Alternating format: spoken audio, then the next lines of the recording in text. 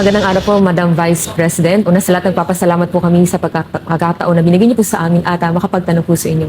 Pero bago po ang lahat, ma'am, ano po bang dahilan at nabigyan niyo po kami ng pagkakataon na magpa-unlock po kayo ng interview? Maraming salamat sa pagkakataon na ibinigay sa akin ngayong araw na ito. Nagpa-interview ako dahil gusto ko na malaman ng taong bayan at ma-explain sa taong bayan kung bakit hindi ako sumasagot sa question and answer sa budget hearing ng Office of the Vice President para sa budget proposal namin 2025. Gusto ko kasi na maintindihan ng taong bayan saan ba ako nanggagaling. Madam Vice President, sa mga nakaraang linggo po, naging laman ng balita ang naganap na hearing sa House of Representatives po para sa 2025 OVP budget. May mga nagsasabi na nag-asal pratanelya daw po kayo, lalo na sa House of Representatives. Hindi daw po kasi kayo sanay na matanong sa mga bagay-bagay, kaya ganoon na lamang po ang naging asta ninyo. Ano po ang reaksyon niyo dito? Sanay ako na sumagot sa mga tanong ng mga bagay-bagay. Kaya nga, di ba, nagbibigay ako ng mga interview kahit hindi siya arranged na interview, mga ambush interview ng media kung saan nakukuha nila yung mga katanungan ng taong bayan. Sanay ako sa ganyan at alam ng taong bayan na hindi ako bratinela o spoiled brat dahil kilala nila ako simula nung ako ay nasa Davao pa, simula nung ako ay mayor pa, hanggang naging vice president ako. Kilala ako ng taong bayan na hindi ko inaabuso ang aking power at ang aking authority sa lahat ng mga opisina na nahawakan ko. Testigo ko ang buong bayan na hindi ako isang spoiled brat. In fact, nung ako ay lumalaki, hindi naman, ang mga kaibigan ko, hindi naman sila galing sa political na pamilya, sa mga mayayaman na pamilya, sa mga powerful na pamilya. Sila ay mga ordinaryong tao lamang at yun ang kinalakihan ko. Isang ordinaryong environment ng isang ordinaryong citizen ng ating bayan.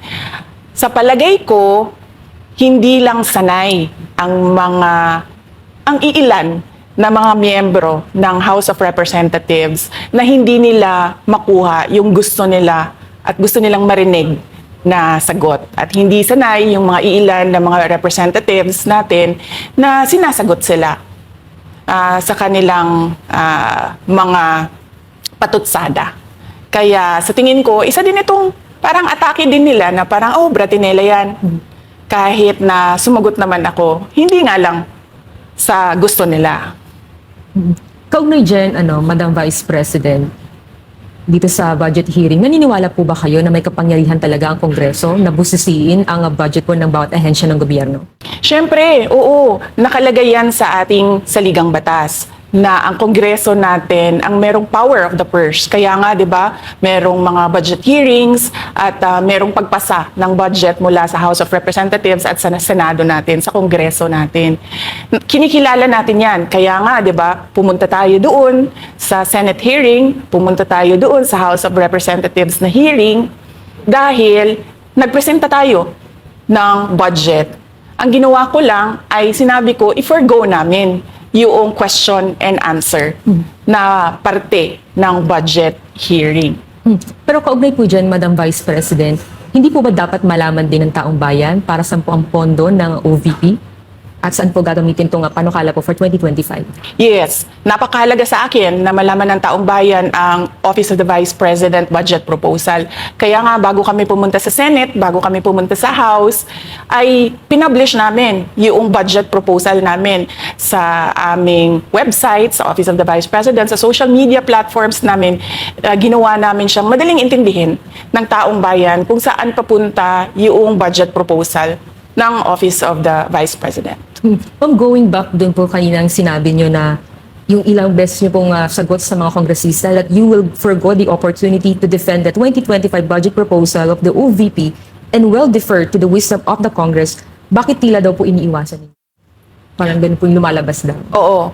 Kasi sinasabi ko pa ulit-ulit yon na sinasubmit namin sa Congress ang budget ng Office of the Vice President at iniiwan namin sa Kongreso ang desisyon kung ano ang gagawin nila para sa Office of the Vice President. Kaya fino-forgo na namin yung question and answer. Unang-una dahil nakikita namin na ginagamit siya ng ibang mga miyembro, iilan na mga miyembro ng Kongreso para umatake sa akin dahil hindi kami magkasama sa politika. At pangalawa, kasi ang budget ng Pilipinas ay hawak lang ng dalawang tao. Hawak lang siya ni Congressman Zaldico at ni Congressman Martin Romualdez.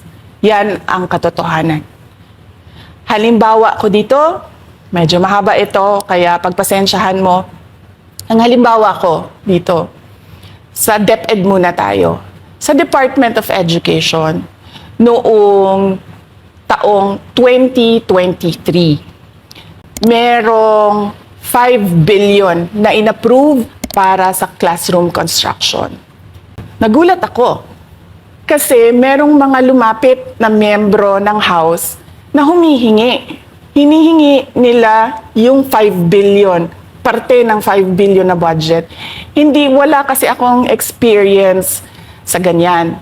At saka ang pagkakaintindi ko, pag inapprove na yan ng Office of the President, ibibigay na yan, pagdediretso na yon sa approval at trabaho ng Department of Education sa construction ng mga classroom. Nagulat ako, may humingi. Magkano ba ang amin dyan? Magkano ba ang amin dyan? So sinabi ko, hindi pwede ito. Kasi ang mangyayari nito, hindi magagawa ng Department of Education ang trabaho namin na mag-construct ng classroom ayon sa classroom backlog at sa prioritization base sa backlog at sa classroom construction. So sinabihan ko yung isang congressman, sabihan ninyo si Martin Romualdez na hindi pwede chap-chapin ang classroom construction na 5 billion. Kaya kung makikita ninyo sa budget proposal na approved ng Office of the President, 5 billion yon. Pero nung lumabas yung GAA o yung budget approved noong 2023, naging 15 billion siya. Dahil hindi nga ako pumayag na kunin yung 5 billion, dinagdagan nila ng 10 billion yung classroom construction ng Department of Education. Yung 10 billion na yon hindi kontrolado ng Department of Education. Controlled yon ni Congressman Zaldico at Congressman Martin Romualdez. Hindi ko na kailangan ng corroborative witness dito dahil makikita niyo yon sa papel. Makikita ng taong bayan yon sa papel. NEP, 5 billion, lumabas ang budget approved, 15 billion. So maiintindihan niyo, di ba? Bakit pa tayo magbo-budget hearing para sa Office of the Vice President? 2 tao lang naman ang nasusunod sa budget ng bayan natin.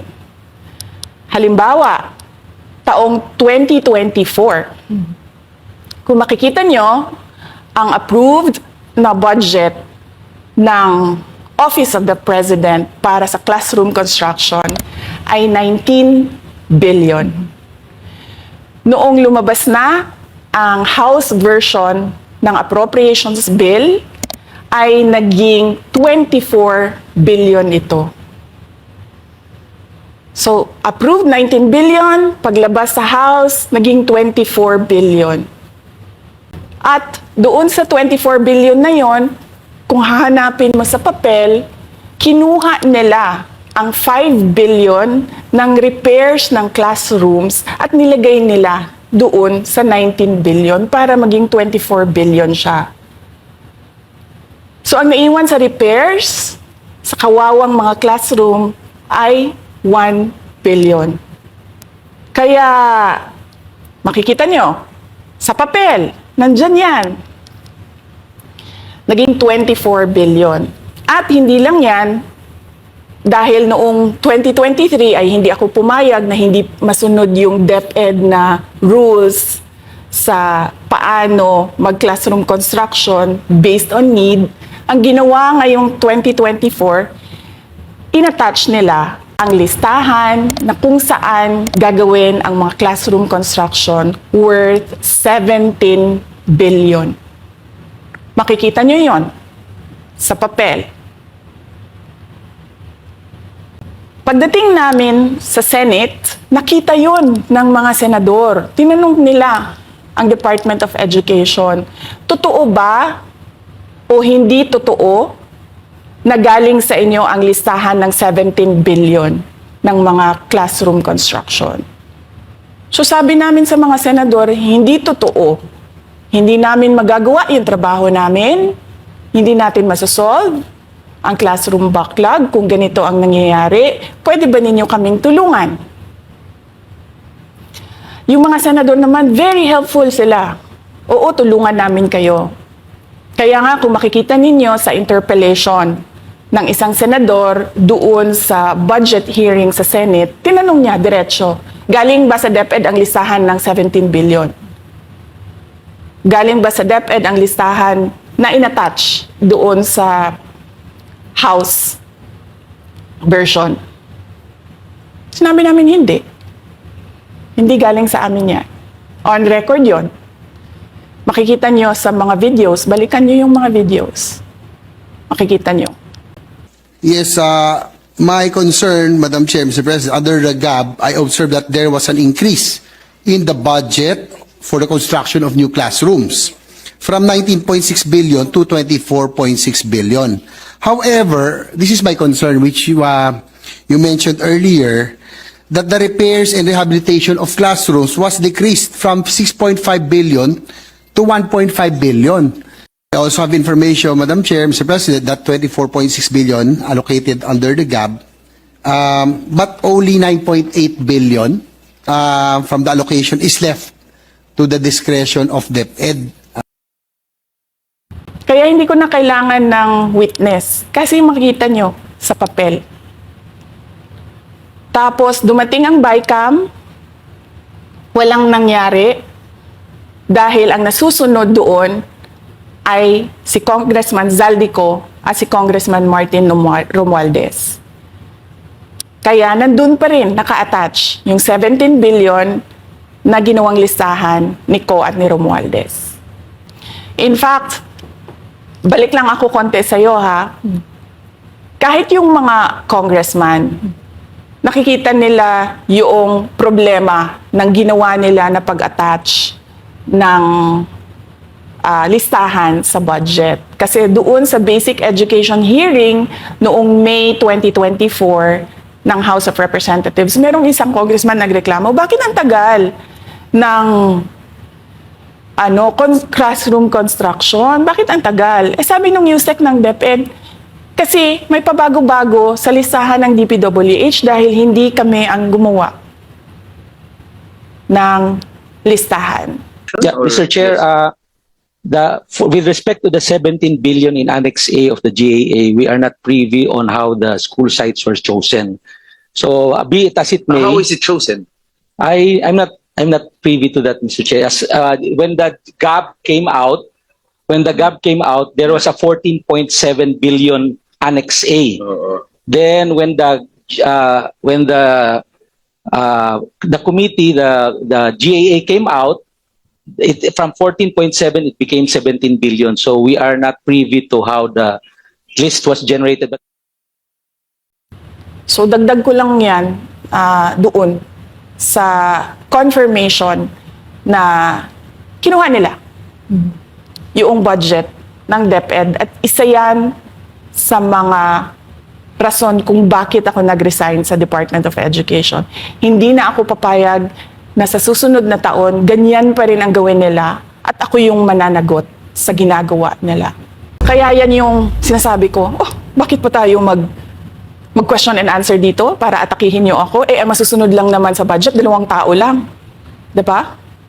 Ang susunod nun na halimbawa ko ay yung budget ng Office of the Vice President. Kung makikita nyo, September 2023, merong lumabas na press release ang Makabayan Block. Sabi nila, may meeting kami with Congressman Martin Romualdez. Pinag-uusapan namin ang pagtanggal ng confidential funds. September yon.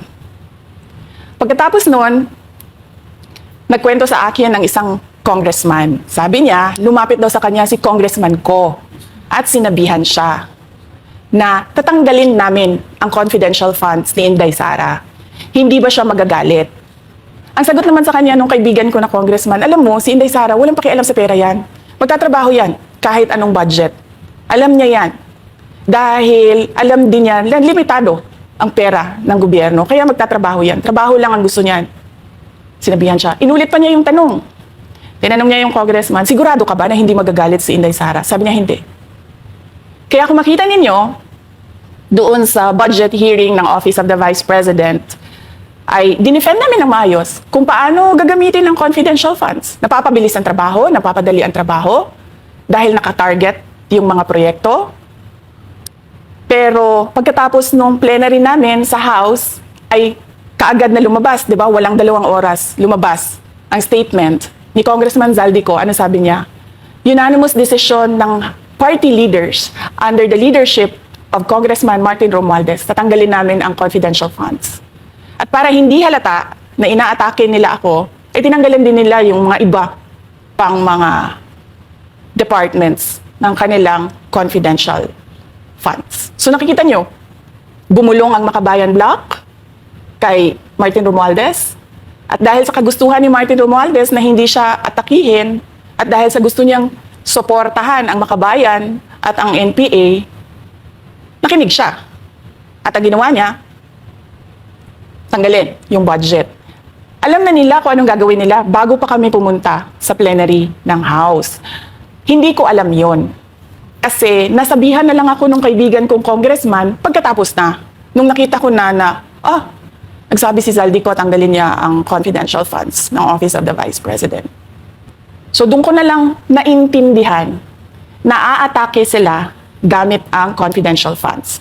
Dahil sumunod nun, October, ay merong dated na October na audit memorandum ang Commission on Audit. Tapos meron silang October 3 na audit memorandum ang Commission on Audit. So sunod-sunod yun, nakita mo. Naglabas ng press release ang Makabayan, nag-defend kami ng budget namin, nagsalita si Zaldico, lumabas ang mga AOM ng COA, September, October. Kaya yan din yung rason. Nung nakita na namin at na-confirm namin doon sa audit memorandum ng COA na ito na yon, confirmation ng pag-atake. Kasi hindi pa kami confirm doon sa unang tanggalin namin yung confidential funds sa OVP. Ang confirmation namin, noong nagba-budget hearing sila, at doon sa budget hearing, tinatanong nila, may AOM na ba? May AOM na ba? At nakita namin lumabas na. Yun yung confirmation namin na ito yung pag-atake. Kaya nung fourth quarter ng 2023, hindi na ginamit ng Office of the Vice President at ng Department of Education ang confidential funds. Kasi sabi ko sa kanila, kahit gaanong tamang gamit natin dyan, gagawan nila ng mali yan. Bubutasin nila yan at aatakihin tayo gamit ng confidential funds. At ang patutuon nito, kung makita ninyo, noong House hearing, noong August 27, 90% ng mga tanong, confidential funds. Kahit na 2024 at 2025, wala ng confidential funds ang Office of the Vice President. So yan yung explanation ko, mahabang explanation ko, bakit pa tayo mag-question and answer? Para atakihin ninyo ako? Tapos, alam naman nating lahat, Congressman Zaldico, Congressman Martin Romualdez lang ang nagdidesisyon sa budget ng bayan. Madam Vice President, it seems that there's this great plan against you talaga to destroy you. And speaking of plan, kasi during the budget hearing po, may nagsabi kasi doon ng let's stick to our plan. And you also called that person po. Can you po share about this po? Ano ba tong plan talaga nila during this budget hearing? Oo, doon sa budget hearing na nangyari noong August 27, nakita nyo na meron na silang nakahandang PowerPoint presentation, meron na silang nakahandang audiovisual presentation, meron na silang nakahanda na script na binabasa. At yung isa pa nga na congresswoman na sabi niya, wala akong panahon. Basta mahaba ito, hindi ko mabasa letter per letter. Pero kung makita mo, may nakahanda siya ng mga sagot sa mga sinabi namin sa Commission on Audit. Legal points na sinabi namin sa Commission on Audit. Bakit napakadelikado ng ginagawa na kinukuha ang mga dokumento ng hindi tapos at hindi final na audit. So kung makita mo, ganun yun, nakahanda sila. makikita natin na let's stick to our plan, atakihin natin ito siya. Walang kinalaman sa kanyang Office of the Vice President 2025 budget proposal, kundi lahat ay may kinalaman sa confidential funds na matagal nang may kaso, 3 pa nga ang kaso sa Supreme Court, matagal nang pinapa-audit nila at nagko-cooperate kami doon sa audit. Kaya makikita ninyo kung ulit-ulitin natin yung nangyari noong House budget hearing noong August 27. Meron silang plano na gamitin yon para siraan ako. At hindi lang sila tumitigil dyan. Kung makita ninyo, ngayon naman nasa DepEd budget sila ng pagsira ng pangalan ko. Kahit wala akong kinalaman doon sa mga observations ng Commission on Audit, sinasabi nila na kasalanan ni Inday Sara yan. At going back po dito sa budget hearing, Madam Vice President, kasi mukhang hindi talaga nagustuhan ng mga kongresista ang inyo pong naging sagot at naglabas nga po sila ng kanilang statement about pa din dito sa confidential fund. And itong si Franz Castro, nagsabi siya dito nga daw ay posibleng ito ay isang impeachable offense. Ano pong reaction niyo dito? Hindi na bago ang usapin ng pag-impeach sa akin. Kung babalik tayo nung nakaraang taon, ay nagsalita na si Franz Castro noong November 2023. Nagsabi na siya, ay pinag-uusapan namin ang impeachment ni Inday Sara. At nagbigay siya ng mga basehan doon sa ipa-file daw nila na impeachment. Kaya tuloy-tuloy lang yan na pinag-uusapan openly dyan sa House of Representatives ang impeachment. At lagi nandyan sa gitna si Franz Castro sa usaping impeachment sa akin. Unang-una, walang misuse ng confidential funds, walang misuse ng funds ng Department of Education. Kaya ngayon, ay pinipilit nilang gawan ng basihan yung mga sinasabi nila na impeachment sa akin. Kaya hindi bago yan na pinag-uusapan ang impeachment. Kasama yan sa plano nila laban sa akin. Ma'am, regarding naman po dito, kasi isa sa plano daw po nila ay bigyan kayo ng 0 or 1 peso budget ang OVP po. Kung sakaling mangyari po ito, ano ang magiging hakbang po? Narinig din namin na merong defunding, i-defund daw ang Office of the Vice President budget. Narinig din namin na posibleng piso lang ang ibigay na budget sa Office of the Vice President. Handa ako sa Office of the Vice President na magtrabaho kahit walang budget. Maliit lang yung opisina namin, maliit lang yung operations namin, kaya kayang-kaya namin na magtrabaho kahit walang budget. Alam naman namin na kapartiyan ng pag-atake. Kaya kami, tutuloy-tuloy lang din kami sa kailangan namin gawin para sa bayan. Madam Vice President, panghuli na lang po, no? Sa kabila po ng nararanasan ninyo na pag-atake, kaliwat kanan, at ang kalagayan po ng ating bansa, ano po ang inyong mensahe sa ating mga kababayan? Unang-una mensahe ko sa ating mga kababayan, huwag silang magpadala sa ingay ng politika. Kung makikita natin sa kasaysayan, lagi talagang inaatake ang Vice President dahil siya yung tinitingnan ng mga tao na baka magiging sunod na presidente. So lahat ng mga gustong tumakbong presidente ay uunahin nila at atakihin talaga ang Vice President. Kaya huwag sila magpadala sa ingay ng paninira at politika. Pangalawa, isa-isahin nila ang bawat papel sa budget ng 2023 at 2024 at 2025. At pangatlo, kailangan magkaisa tayo na tumulong sa mga nangangailangan. Dumadami ang naghihirap na mga pamilya. Dumadami ang nakakaranas ng gutom. Kaya kailangan tayo, kaya kami tutuloy din ang trabaho namin kahit walang budget. Dahil alam namin na yan yung pinaka-importante sa ngayon. Na matulungan yung mga kababayan natin na naghihirap at walang makain. Yan yung totoong problema ng bayan natin. Once again, ma'am, maraming salamat po sa pagkakataong pinagkaloob niyo po sa amin at nabigyang lino po ang mga issue nga ngayon na headlines po sa iba't ibang media. Maraming salamat po ni Madam Vice President. Thank you very much. Shukran.